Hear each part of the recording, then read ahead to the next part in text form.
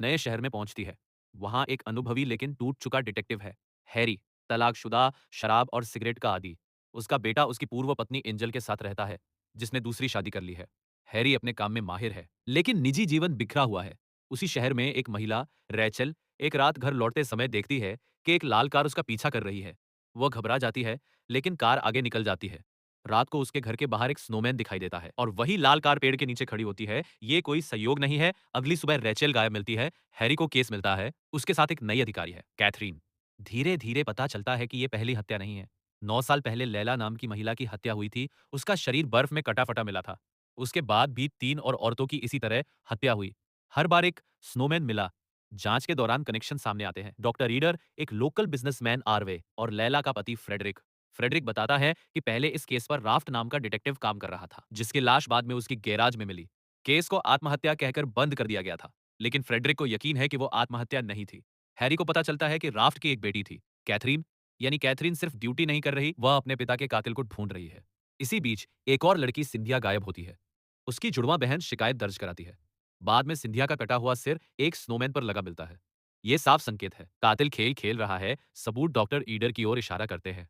उसके घर से लाशें मिलती है। मामला आत्महत्या घोषित कर बंद कर दिया जाता है। कैथरीन को सस्पेंड कर दिया जाता है, लेकिन खेल खत्म नहीं हुआ है। कैथरीन खुद आरवे के पास जाती है, उसे फंसाने की कोशिश करती है, लेकिन असली कातिल उससे पहले पहुंच जाता है। कैथरीन मारी जाती है। उसकी कार के ऊपर एक स्नोमैन बनाया जाता है। ये हैरी के लिए सीधा संदेश है। जांच आगे बढ़ती है तो हैरी को पता चलता है कि एक हार्मोनल डॉक्टर मा था का नाम कई पीड़िताओं से जुड़ा है। जब वो उसकी फाइल निकलवाता है तो सच्चाई सामने आती है। उसका असली नाम ल्यूक है।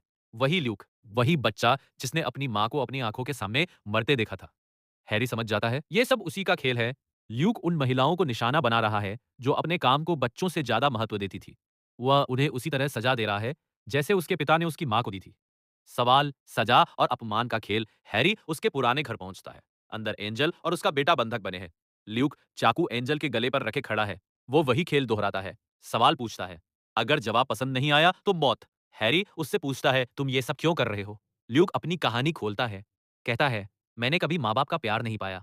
मेरे पिता ने हमें छोड़ दिया। मेरी माँ ने मुझे साथ लेकर मरना चाहा।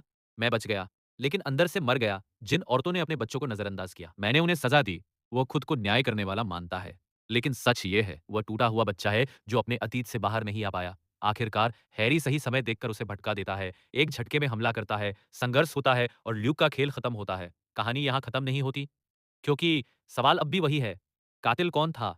ल्यूक, उसका पिता, या वो जख्म जो कभी भरे ही नहीं?